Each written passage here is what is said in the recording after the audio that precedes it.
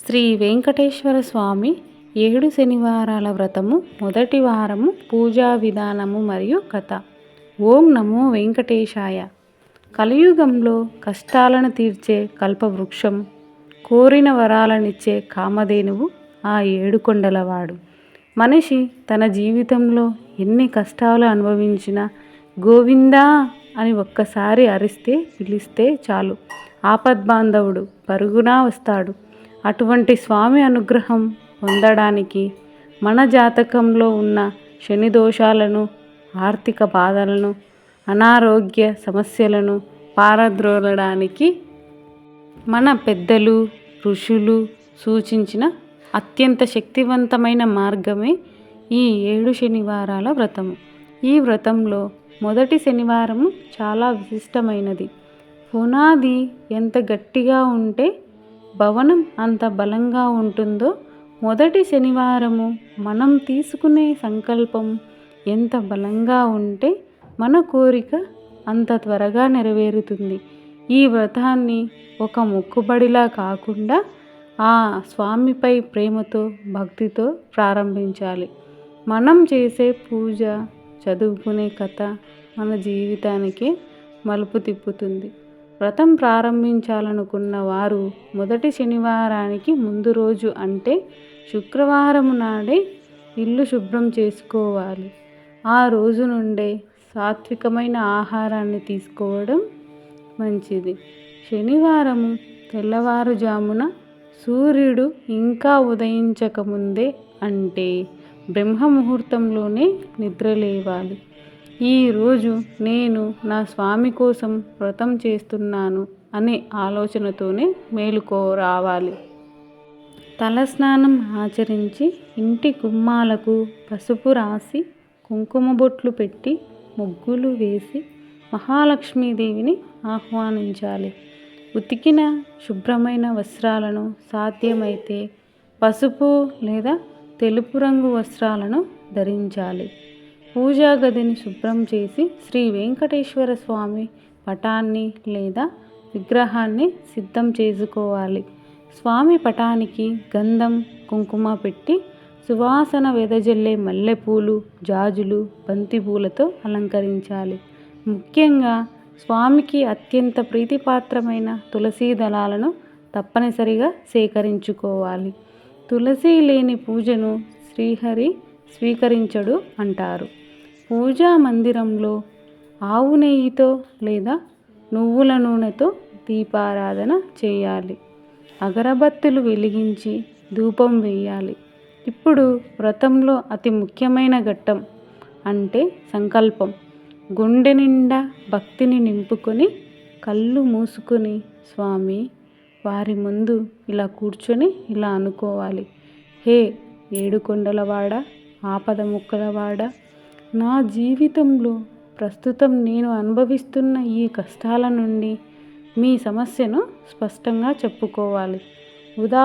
ఉదాహరణకు అప్పుల బాధ, అనారోగ్యం, వివాహ ఆలస్యం, నన్ను గట్టెక్కించు తండ్రి.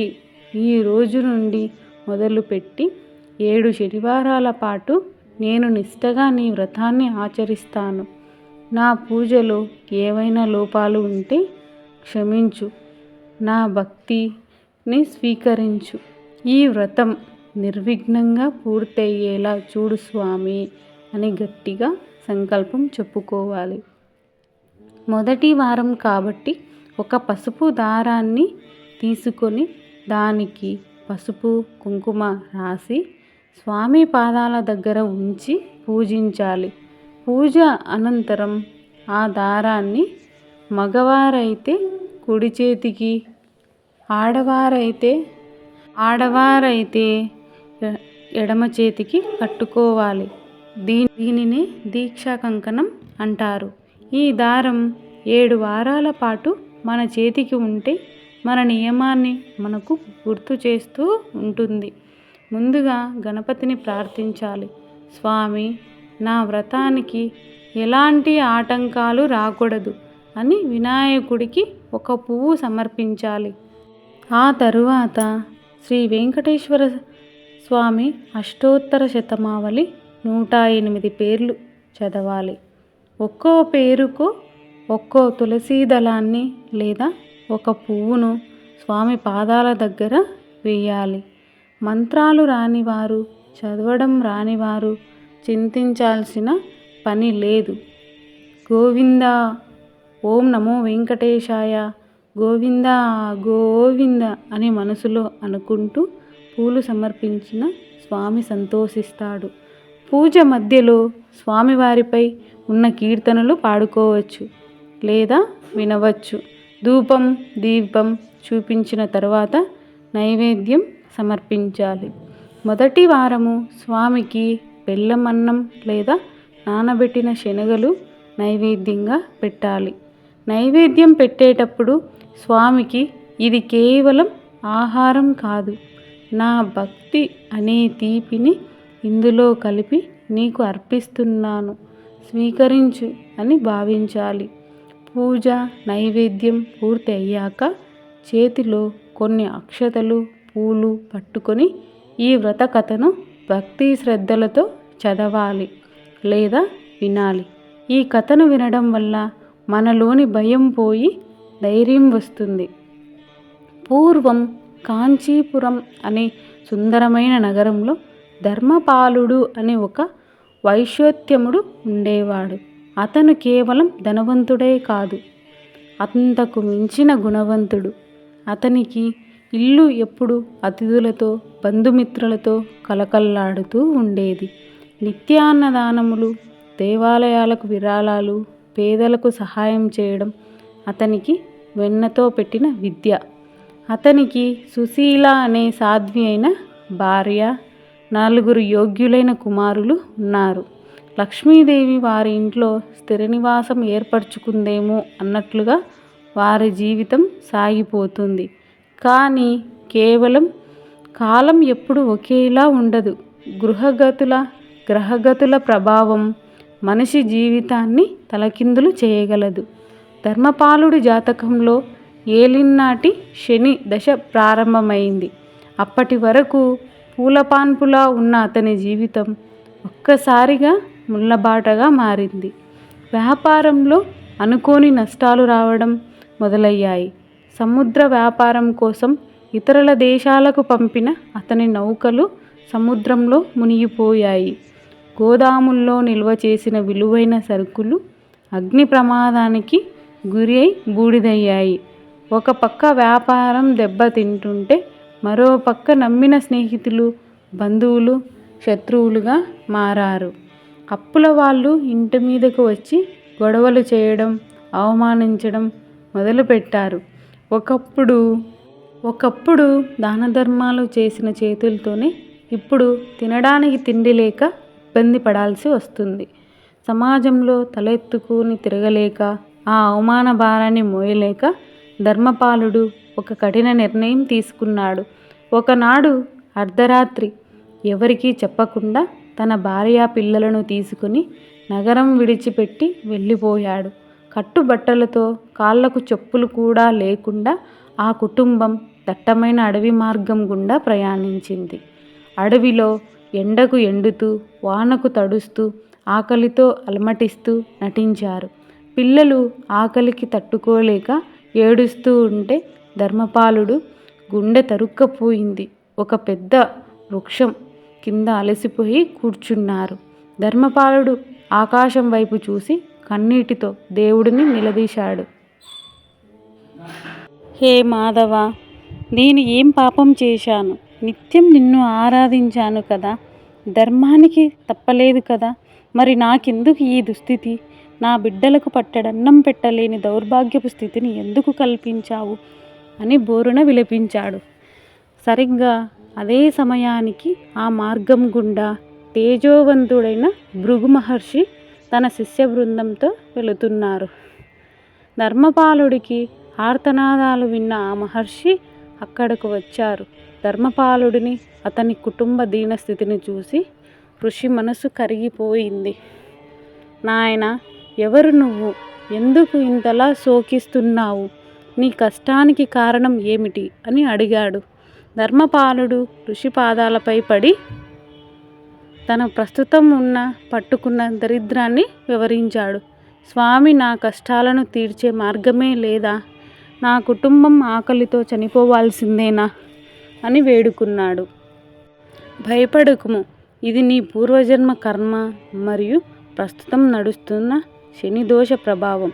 కానీ కలియుగంలో కష్టాలను తీర్చే ప్రత్యక్ష దైవం శ్రీనివాసుడు ఉన్నాడు. ఆ ఏడుకొండల వాడిని నమ్ముకున్న వాళ్ళు చెడిపోయినట్లు చరిత్రలో లేదు. నువ్వు 7 శనివారాల వ్రతం ఆచరించు. 7 వారాల పాటు నిష్టగా స్వామిని పూజించు. నీ దగ్గర ఉన్న దానితో నైవేద్యం పెట్టు. 7వ వారం పూర్తి అయ్యాక నీ శక్తి కొద్దీ అన్నదానము చెయ్యి. ఖచ్చితంగా నీకు పోయిన నీకు వస్తుంది అని తిరిగి వస్తుంది అని చెప్పాడు ఆ భృగు మహర్షి. ఆ శక్తి కొద్దిగా అన్నదానము చెయ్యి. ఖచ్చితంగా నీకు పోయిన వైభవం నీకు తిరిగి వస్తుంది. శనిదోషం తొలగిపోతుంది అని చెప్పి ఆ వ్రతాన్ని నియమాలను పూర్తిగా వివరించి ఋషి ఆశీర్వదించి వెళ్ళిపోయాడు. అడవిలో ఒక పర్ణశాలను నిర్మించుకున్నాడు. దగ్గరలో ఉన్న పల్లెటూరులో చిన్న పనులు చేస్తూ వచ్చిన కొద్దిపాటి డబ్బుతో పూజా సామాగ్రి కొన్నాడు. అదే మొదటి శనివారము. ధర్మపాలుడు అతనికి భార్య సుశీల అత్యంత భక్తితో వ్రతం మొదలుపెట్టారు. అక్కడ బంగారు పళ్ళాలు లేవు, పట్టు వస్త్రాలు లేవు. అడవిలో దొరికిన రంగురంగు పూలు, తులసి ఆకులే వారి పూజ సామాగ్రి. అడవిలో దొరికిన పండ్లే స్వామికి నైవేద్యం. స్వామి, నా దగ్గర ఐశ్వర్యం లేదు, కానీ అచంచలమైన శక్తి, భక్తి ఉంది. నా కన్నీళ్ళే నీకు అభిషేకం అని సంకల్పం చేసుకొని మొదటి వారం పూజ పూర్తి చేశారు. ఆ రోజంతా ఉపవాసం ఉండి స్వామి నామస్మరణతో గడిపారు. ఇలా భక్తితో చేసిన పూజ వృధా పోతుందా? ధర్మపాలుడు ప్రతి శనివారము ఎంతో నిష్టగా వ్రతం చేస్తూ వచ్చాడు. స్వామివారి లీల మొదలయ్యింది. ఆ దేశపు మహారాజు వేట కోసం ఆ అడవికి వచ్చి దారి తప్పి ధర్మపాలుడి కుటీరం దగ్గరకు వచ్చాడు. రాజుకు విపరీతమైన దాహము, ఆకలి వేస్తుంది. ధర్మపాలుడు రాజును చూసి అతిథి మర్యాదలు చేసి తన దగ్గర ఉన్న చల్లని మజ్జిగను, పండ్లను ఇచ్చి ఆదరించాడు. ఆ ఆతిథ్యానికి, ధర్మపాలుడి సంస్కారానికి రాజు ముగ్ధుడయ్యాడు. ఆ మాటల సందర్భంలో ధర్మపాలుడి గతం, అతని నిజాయితీ, పూజను తెలిసాయి. ఇతడి నీతిమంతుడు, అడవిలో కష్టపడకూడదు అని భావించిన రాజు ధర్మపాలుడికి తన నగరానికి ఆహ్వానించాడు. అతనికి పోయిన ఆస్తిని తిరిగి సమకూర్చడమే కాకుండా తన ఆస్థానంలో మంత్రిగా నియమించుకున్నాడు. 7వ శనివారం నాటి ధర్మపాలుడు తన పూర్వ వైభవాన్ని పొందాడు. తన కొంత భవనంలో 7వ వారం పూజ అత్యంత వైభవంగా నిర్మించుకున్నాడు. శనిదోషం తొలగిపోయి ఐశ్వర్యాలు సిద్ధించాయి. అతని కొడుకులకు మించి సంబంధాలు వచ్చాయి. ధర్మపాలుడు జీవితాంతం సుఖ సంతోషాలతో గడిపి చివరికి విష్ణు సాయుధ్యం పొందాడు. కాబట్టి ఎవరైతే కష్టాల్లో ఉన్నప్పుడు పొంగిపోకుండా ఆ శ్రీనివాసుడిని నమ్మి ఈ 7 శనివారాల వ్రతం చేస్తారో వారికి సకల శుభాలు కలుగుతాయి. కథ పూర్తి అయిన తర్వాత అక్షతలు స్వామివారి పాదాల దగ్గర వేసి నమస్కరించుకోవాలి. చివరగా కర్పూర హారతి ఇవ్వాలి. జగన్నాథక జయ జానకి ప్రాణనాయక అని మంగళం అంటూ మంగళహారతి పాడి కళ్ళకు అద్దుకోవాలి. సాష్టాంగ నమస్కారం చేసి ఈ మొదటి వారం పూజను స్వీకరించు. వచ్చే శనివారం వరకు నా కుటుంబాన్ని కాపాడు. వచ్చే వారం మళ్ళీ ఇదే భక్తితో నీ పూజ చేసుకునే భాగ్యాన్ని ప్రసాదించు అని ప్రార్థించాలి. పూజ పూర్తి అయ్యాక నైవేద్యం పెట్టిన ప్రసాదాన్ని కుటుంబ సభ్యులందరినీ స్వీకరించాలి. ఆ రోజంతా ఉల్లి వెల్లుల్లి వాడకుండా సాత్వికమైన ఆహారాన్ని తీసుకోవాలి.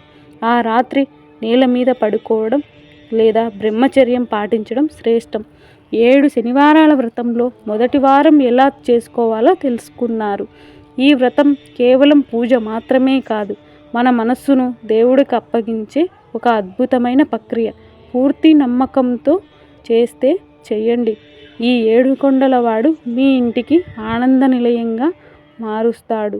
ఈ వ్రతం కేవలం ఈ సమాచారం ఒక సనాతన గ్రంథాలు, వ్రత కల్పల ఆధారంగా సేకరించినది.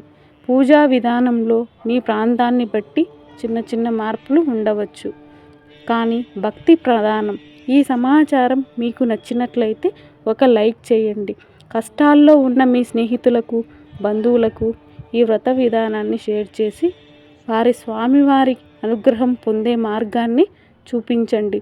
ఇలాంటి మరికొన్ని భక్తి విశేషాల కోసం 2వ వారం పూజా విధానం కోసం మా అనుశ్రీ లైఫ్ అండ్ భక్తి ఛానల్ను సబ్స్క్రైబ్ చేయండి.